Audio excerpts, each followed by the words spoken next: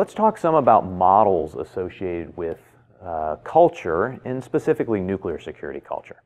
There's a model that is commonly used called the Egger-Schein model. It's actually rather old at this point, but the basic model says that the way that culture is developed and occurs and takes action within an organization is based on these three basic structures: this foundation of underlying assumptions, espoused values, and then artifacts. So what those three things mean is the underlying assumptions are the basic beliefs that we have. The espoused values is how we then project those beliefs to others, so the things that we might say. And then the artifacts are what we see in the, let's say, physical world based off of how we project those beliefs. So what actions actually end up occurring based on those.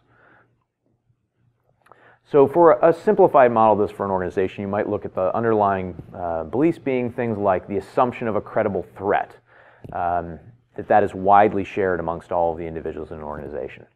And your espoused values might include the simple principles that you use to guide decisions and behaviors, how you might behave off of that.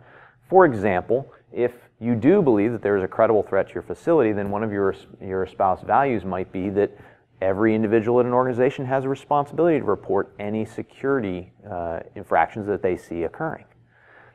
Those espoused values then could lead to various artifacts that could include improvement in the overall security system. That's our real outcome that we want, is an effective overall nuclear security system being achieved. But there could even be other more specific artifacts that you might see, which could be changes in the behaviors of individuals and things like that. If we then zoom into each of those, you'll see a little bit more detail on each of these areas. So again, the assumptions largely remain the same at the bottom. Our basic assumptions are the same. But above that, under simple principles that we guide our actions with, include things like a leadership commitment to nuclear security, that the leadership espouses its values to all the employees about the importance of this, that honest integrity and responsibility are a key component of all employees, that we maintain good equipment condition, and that includes things like if I see poor equipment in the system, I point it out. I tell it to the security personnel, hey, that camera doesn't look very good, it doesn't look like it's working. These detectors are being blocked by this door, those sorts of things. A commitment to procedures, that we have certain procedures to follow. I follow those procedures when I do my operations. If I don't follow those procedures, that says something about your culture. If you say, well, yeah, I know those are the procedures that are written, but I don't follow them. I do this other set of procedures when I conduct my operations.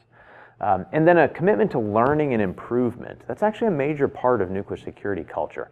This concept that we as an organization and as a set of employees at a facility are continually going to learn and improve ourselves. And that will actually then create certain artifacts that we will see. And those artifacts in this slide is grouped into two main groupings. One over here that deals with the management systems, and then the other that deals with behaviors within the facility or within the individuals and leadership within the facility. So if we zoom in on each of these, we can see how the overall system is structured, where we have this basic assumption at the bottom, and everything really is related to that basic assumption. If this basic assumption is false, if the individuals of the facility do not believe there's a credible threat, then all the things above it will actually fall apart and won't work.